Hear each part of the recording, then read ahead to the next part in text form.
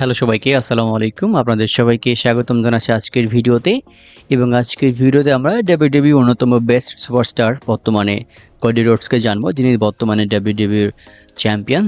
তো তার পুরো রেসলিং ক্যারিয়ার একটা রিভিউ দেওয়ার চেষ্টা করব প্রথম থেকে একদম শেষ পর্যন্ত।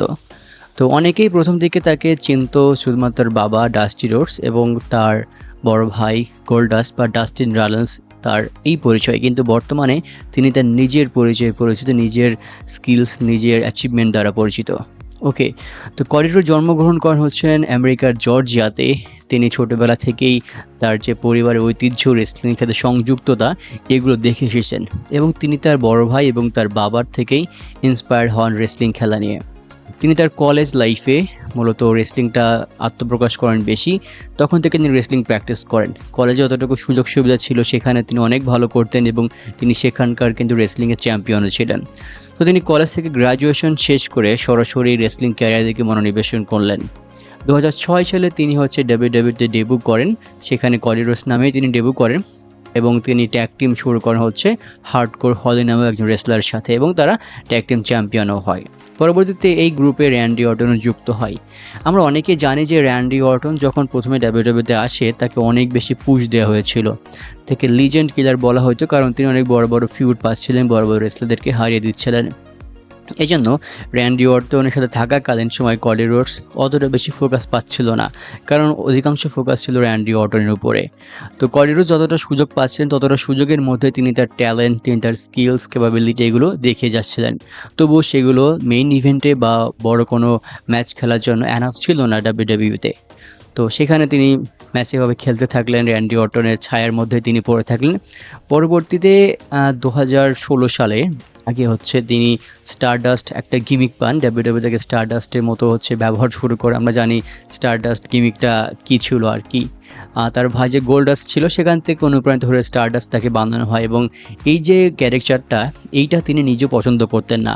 ইভেন তিনি এই ক্যারেক্টারটা নেওয়ার পর রেসলিং অডিয়েন্স তাদের মধ্যে অতটা বেশি পপুলারিটি পান নাই এবং এটা নিতে অনেক বেশি ফ্রাস্ট্রেশনও ছিলেন। আমরা অনেকেই জানি যে ওই সময়টাতে আমরা দেখতাম যে ডাব্লিউডাব্লিউ একটা শো ছিল, মেইন ইভেন্ট। হ্যাঁ, সপ্তাহে একটা নির্দিষ্ট দিনে হয়তো এবং 2টা বা 3টা ম্যাচ হয়তো ওই মেইন ইভেন্টে।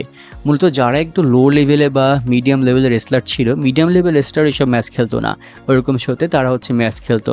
আমরা প্রায় দেখতাম যে কোডি রোডস সেখানে ম্যাচ খেলছেন, স্টারডাস্ট সেখানে ম্যাচ খেলছেন। তো এইভাবে তাকে যখন স্টারডাস্ট গিমিকের মধ্যে রাখা হয়, তিনি আস্তে আস্তে নিজের ক্যারেক্টারের উপর বিরক্ত হয়ে যান এবং তিনি ডাব্লিউডাব্লিউকে অনুরোধ করেন রিলিজ দেওয়ার জন্য এবং 2016 সালে তিনি রিলিজ নেন আর কি। তো এই বিষয় নিয়ে আমি একটু পরে সবার শেষে কথা বলবো তার এই সিদ্ধান্তের উপরে আর কি। তো তিনি যখন 2016 সালে ডাব্লিউডাব্লিউ থেকে রিলিজ নেন তখন তিনি নিজের উপর ফোকাস করেন যে এখন থেকে আমি নিজের সিদ্ধান্ত অনুযায়ী চলবো, নিজে ডিসিশন নেব, স্বাধীনভাবে রেসলিং খেলবো। তো এই পর্যায়ে এসে তিনি ring of honour, ROH, new Japan pro wrestling, NJPW এখানে তিনি ম্যাচ খেলা শুরু করেন।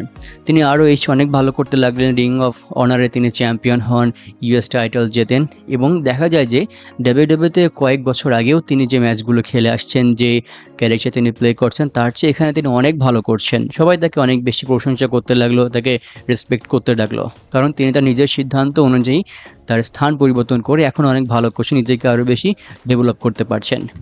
পরবর্তীতে আমরা জানি 2019 সালে AEW অল এলিট রেসলিং এটা ফাউন্ডেশন হয় এবং তিনি এখানে একজন ফাউন্ডিং মেম্বার ছিলেন। আমরা জানি টনি খান AEW এর ফাউন্ডার বা চেয়ারম্যান। তো তার সাথে কোডি রোডস, কেনি ওমেগা এবং আরও কিছু রেসলার ছিল। তো কোডি রোডস এখানে রেসলিংও করতেন এবং তিনি এখানকার ভাইস প্রেসিডেন্ট হিসেবেও দায়িত্ব পালন শুরু করেন।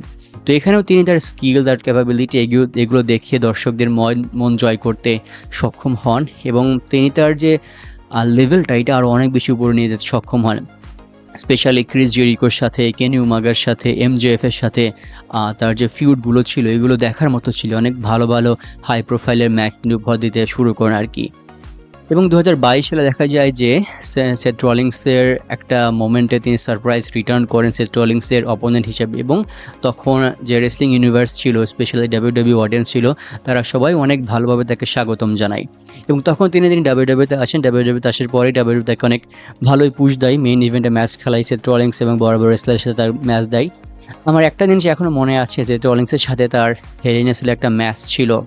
ওই ম্যাচে তিনি কিন্তু আগে থেকে আহত ছিলেন, তার এই হাতের এই অংশটা ব্যথায় একদম লাল হয়ে গিয়েছিল, তবুও তিনি হচ্ছে ম্যাচটা খেলেছিলেন এবং ওই ম্যাচটা খেলার পরে মূলত তার প্রতি ডাব্লিউডাব্লিউ যে অডিয়েন্স আছে তাদের রেসপেক্ট অনেক বেশি বেড়ে যায় আর কি। পরবর্তীতে তিনি অনেক ভালো ভালো ম্যাচ খেলা শুরু করেন ব্রক লেসনারের সাথে। তিনি 2বার রয়্যাল রাম্বল জিতেছেন, রোমান রেইন্সের সাথে তিনি ম্যাচ খেলেছেন, তিনি বর্তমানে চ্যাম্পিয়ন আছেন। বর্তমানে তিনি একটা ভালো সময় কাটাচ্ছেন আমরা দেখতে পাচ্ছি আর কি। তো আমি এখানে একটা বিষয় অ্যাড করব, স্পেশালি তার লাইফ থেকে আমাদের কিছু জিনিস শেখার আছে।